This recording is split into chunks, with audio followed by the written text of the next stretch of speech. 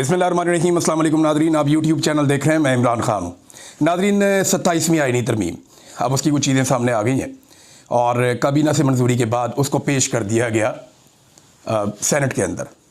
देखें, कैबिनेट से मंजूरी के लिए वज़ीर आज़म पाकिस्तान में है ही नहीं और वहाँ से ऑनलाइन एक काबीना का इजलास होता, इतनी इमरजेंसी है। नहीं, ऐसे पाकिस्तान में कभी भी आईनी तरमीम नहीं हुई, लेकिन क्योंकि ये आईनी तरमीम बहुत इंपॉर्टेंट है और इस आईनी तरमीम के बगैर गुजारा नहीं है और इस आईनी तरमीम की इस वक्त अशद ज़रूरत है, लिहाजा फौरी तौर पे कोशिश की गई कि चलो जहाँ भी प्राइम मिनिस्टर को करवाएं।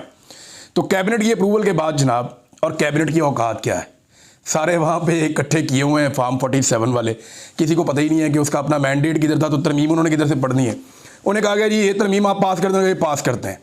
तरमीम उठा के उन्होंने भिजवा दी सेनेट में। अब तरमीम क्या है, इसके ना बहुत सारे पहलू हैं। इसका अदलिया के ऊपर भी असर पड़ेगा, बहुत सारे ओहदों पे असर पड़ेगा, लेकिन तरमीम का जो मेन जो पॉइंट है जो आज हम डिस्कस करेंगे वो पॉइंट है आर्मी चीफ के हवाले से, फील्ड मार्शल के हवाले से इस तरमीम में क्या किया गया। पहले मैं आपको बताता हूँ किया क्या गया, फिर मैं आपको बताता हूँ क्यों किया गया, और फिर मैं आपको बताता हूँ इसका नतीजा क्या निकलेगा। सबसे पहले तो जनाब आप ये देख लें, ये बहुत सारे लोगों ने इसके बारे में लिखा है, तो ये एक तहरीर है जहाँ से मैं आपको बता रहा हूँ कि एक्चुअली इन्होंने 27वीं आईनी तरमीम में पाकिस्तान की अस्करी कमान के ढांचे से मुतालिक कई नई शिकें आईने पाकिस्तान में शामिल कर दी हैं। यानी जो पूरा का पूरा पाकिस्तान का एक अस्करी ढांचा है, फौज का एक ढांचा है, उसकी जो कमान है जो आर्मी चीफ करता है उसके अंदर तब्दीली कर दी है और आईन में तरमीम करके उस तब्दीली को किया गया है। अच्छा, नंबर एक ये किया गया कि chairman joint chief of staff committee का खात्मा, यानी पहले दो बंदे लगते थे ना 3 साल के बाद, एक आर्मी चीफ लगता था और एक chairman joint chief of staff लगता था। ये दो बंदे लगते थे। साहिर साहब थे इस मरतबा, अब वो अगली दफ़ा कोई भी नहीं होगा, तो उन्होंने ये ओहदा ख़त्म कर दिया।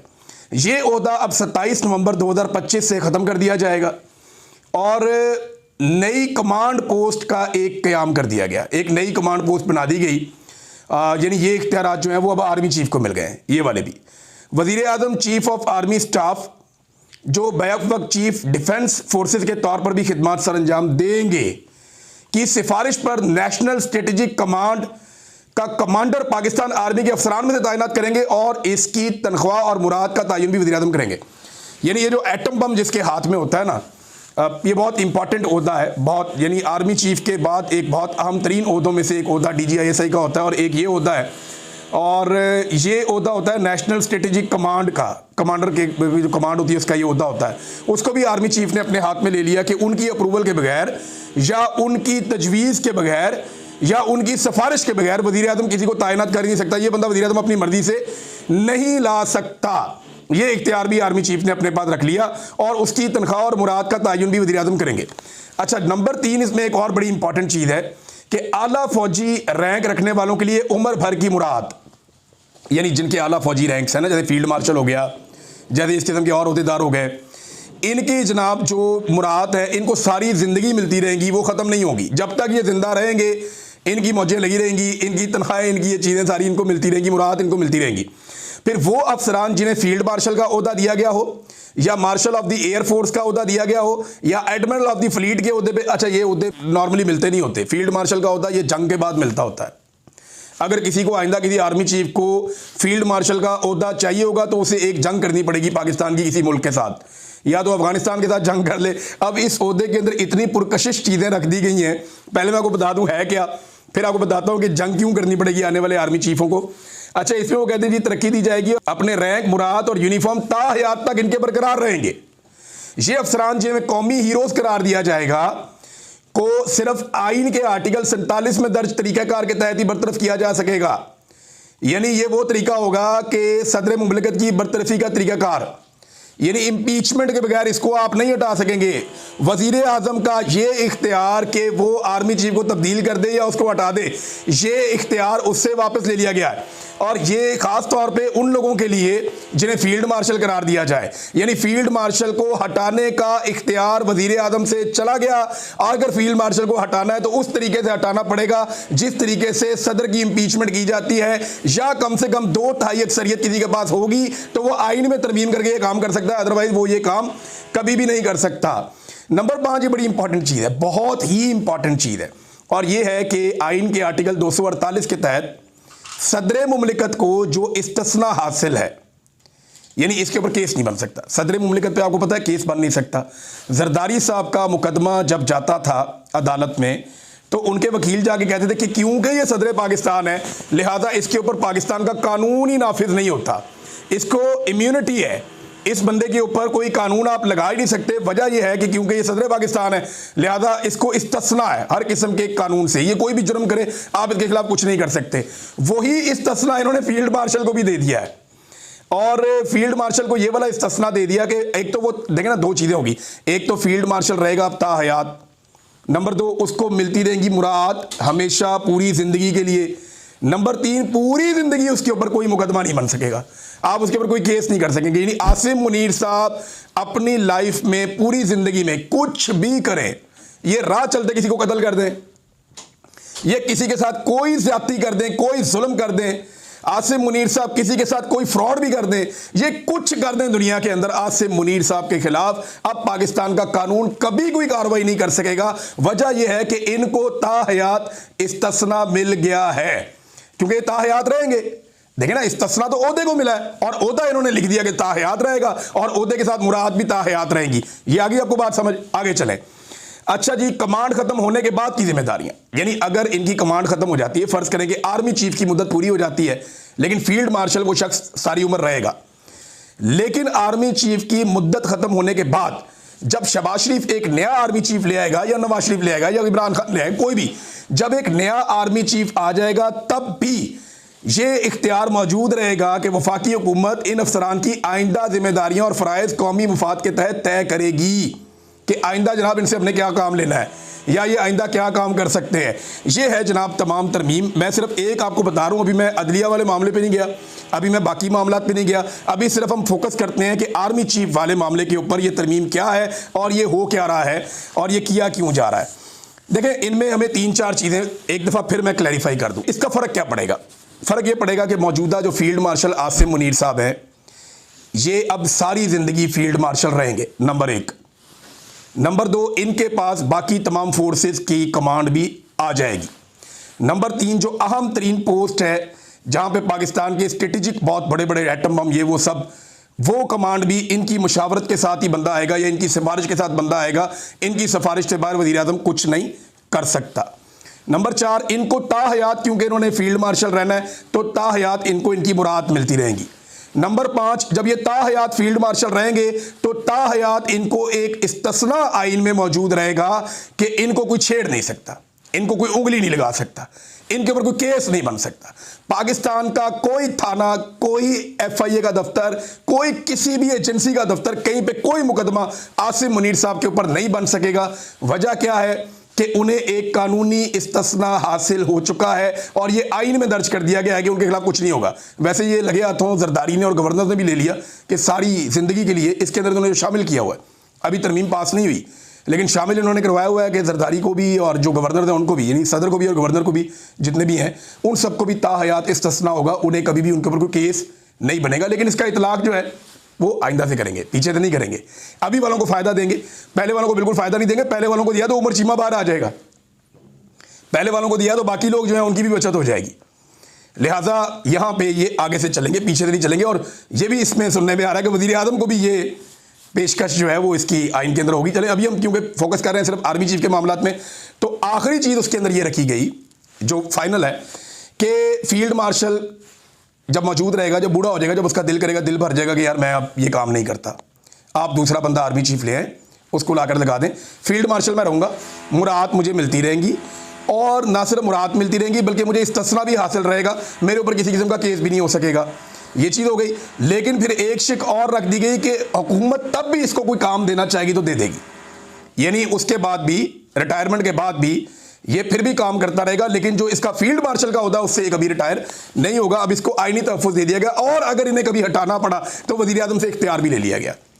सदर वज़ीर आज़म किसी के पास कोई इख्तियार नहीं है। इनको हटाने के लिए आपको पूरा एक आईनी तरमीम करनी पड़ेगी, या तो 2/3 अक्सरियत से, या फिर जिस तरह सदर पाकिस्तान की इम्पीचमेंट होती है वैसे आप फील्ड मार्शल को हटाएंगे। अब ये तो होगी नाज़रीन तरमीम। इस तरमीम की वजह क्या है ये आपको ज़रा समझना पड़ेगा। नंबर 1, इसकी वजह यह है कि आसिम मुनीर साहब को पूरा यकीन है कि इमरान खान वापस आ रहा है। उन्होंने सब कुछ करके देख लिया, लेकिन फील्ड मार्शल आसिम मुनीर को पूरा यकीन है, जैसे दिन की रोशनी में आपको दिन का यकीन होता है ना, ऐसे आसिम मुनीर साहब को पूरा यकीन है कि वो इमरान खान का रास्ता नहीं रोक पाएंगे। उन्हें पता है कि इमरान खान का रास्ता रोकना नामुमकिन है, इमरान खान वापस आएगा और इसी बात का उन्हें खौफ है। यानी आसिम मुनीर साहब को इस बात का खौफ है कि अगर इमरान खान वापस आएगा तो मेरे साथ क्या होगा, या अगर अवामी हुकूमत आ गई तो मेरे साथ क्या होगा। ये जो खौफ है ना, ये जीने नहीं देता। ये खौफ इंसान को सांस नहीं लेने देता। ये खौफ आपको ज़हनी तौर पे इंतशार का शिकार कर देता है, परेशानी का शिकार कर देता है। अपने उस खौफ से बचने के लिए आसिम मुनीर साहब ने अपने इर्द गिर्द आईन की एक दीवार खड़ी की है। इसको आप समझ लें, सिंपल कर लें।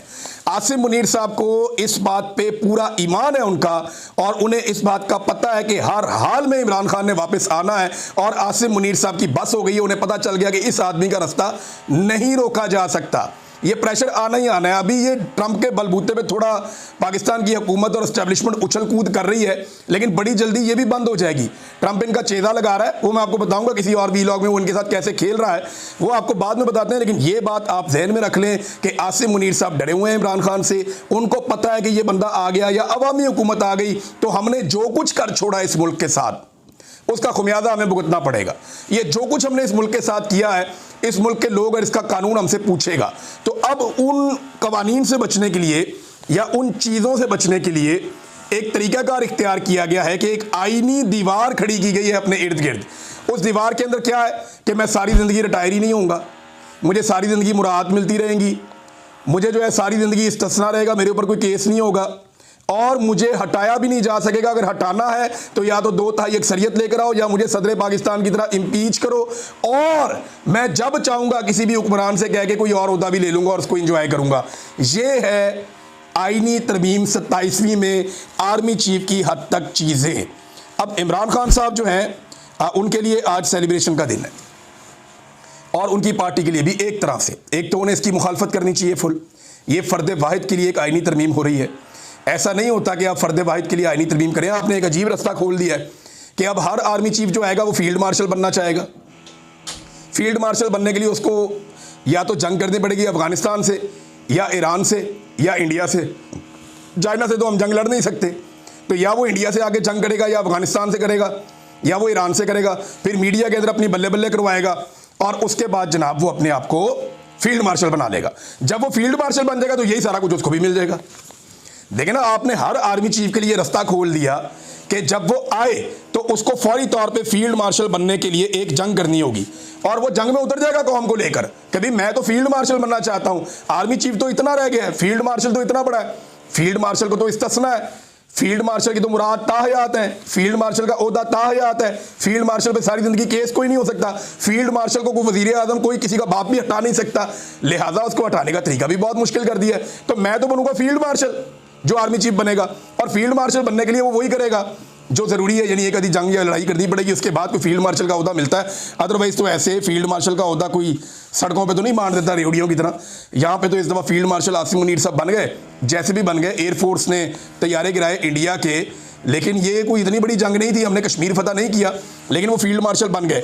अब उस ओहदे का फ़ायदा उठाते हुए उन्होंने अपने लिए एक आहनी दीवार खड़ी की, और आईन से बनी हुई आहनी दीवार खड़ी की कि इमरान खान इस दीवार के पार आके मुझे ना मार सके। आप अंदाज़ा करें कि जेल में बैठा हुआ कैदी नंबर 804 इनके आसाब पे कितना सवार है।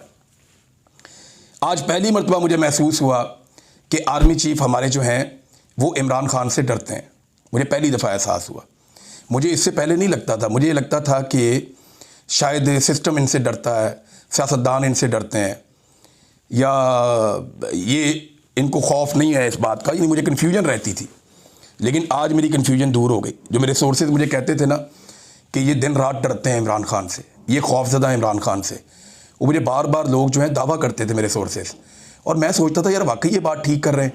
तो 100% इमरान खान ने इनकी रातों की नींदें उड़ा दी हैं। इन्हें समझ नहीं आ रही कि इस आदमी से बचना कैसे है, क्योंकि उसके साथ अवाम की ताकत है, और सबसे बड़ी बात यह है कि अल्लाह रब्बुल इज़्ज़त उसकी मदद कर रहा है और उसकी इज़्ज़त में इजाफा कर रहा है, लोगों के दिलों में उसके लिए प्यार डाल रहा है। अब मैं एक चीज़ आपको और बताऊं जितने भी लोग आज तक ताकतवर हुए हैं ना, वैसे पूरी तरमीम में आवाम के लिए कुछ नहीं है। अगर किसी को लगता है कि उनके लिए खुशखबरी निकलेगी, कुछ भी नहीं निकलेगा।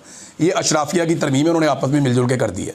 अदलिया का जो कचूमर निकला वो आपको अगले व्लॉग में बताऊंगा। लेकिन एक बात मैं आपको कैटेगोरिकली बता दूं कि जब भी कोई जालिम होता है ना, जब वो अपना पूरा बंदोबस्त कर लेता है, जब उसे लगता है कि अब उसे कोई छू भी नहीं सकता, जब उसे लगता है कि मैंने सारे अपने हर तरफ से दरवाजे बंद कर लिए हैं, जब उसे ये लगता है कि उसने बड़े बड़ी फसीलें खड़ी कर दी हैं, जब उसे लगता है कि उसने एक ऐसा किला बना लिया है जिसे कभी कोई फतह नहीं कर सकता, तो तब अल्लाह रब्बुल इज़्ज़त मूसा को भेजता है। तब अल्लाह रब्बुल इज़्ज़त जो है वो अपना डंडा चलाता है और अल्लाह रब्बुल इज़्ज़त का कानून हरकत में आता है। मैंने बड़े बड़े ताकतवर लोगों को मलिया मेट होते हुए देखा, तारीख की किताबों में पढ़ा कि जब वो मुतमईन हो गए और उन्हें लगा, और कुरान पाक में भी अल्लाह ताला कहते हैं कि अल्लाह ताला उस वक्त पकड़ता है जब वो वहमो गुमान भी नहीं होता उनका। कौमों को अल्लाह ने ऐसे पकड़ा कि जब उनका वहमो गुमान नहीं था, जो बड़े सरकश लोग थे, जब उनका वहमो गुमान भी नहीं था, उनको 1% भी इम्कान नहीं था, तब मेरे अल्लाह ने उनको पकड़ा बेखबरी में। तो बेखबरी कब होती है? जब आप मुतमईन हो जाते हैं। अब इतने सारे इक़दाम करके ये निज़ाम मुतमईन हो जाएगा कि इमरान खान हमारा कुछ नहीं बिगाड़ सकता। आप इमरान खान से तो लड़ ही नहीं रहे, आप तो लड़ रहे हैं 25 करोड़ पाकिस्तानियों से, और इमरान खान उन्हें सिर्फ लीड कर रहा है। लड़ाई तो आपकी 25 करोड़ पाकिस्तानियों से है, और लड़ाई आपकी अल्लाह रब्बुल इज़्ज़त के असूल और कानून और ज़ाब्ते के साथ है कि आप जुल्म कर रहे हैं, जबर कर रहे हैं, फस्तायत कर रहे हैं, आप माओं और बेटियों को परेशान कर रहे हैं, आप चादर और चार दीवारी का तकद्दुस पामाल कर रहे हैं। तो आपकी लड़ाई अल्लाह रब्बुल इज़्ज़त की कुदरत से है, आपकी लड़ाई पाकिस्तान के 25 करोड़ अवाम से है। इमरान खान तो सिर्फ आपके और अवाम के बीच में खड़ा हुआ है, और उससे इतना खौफ इमरान खान का।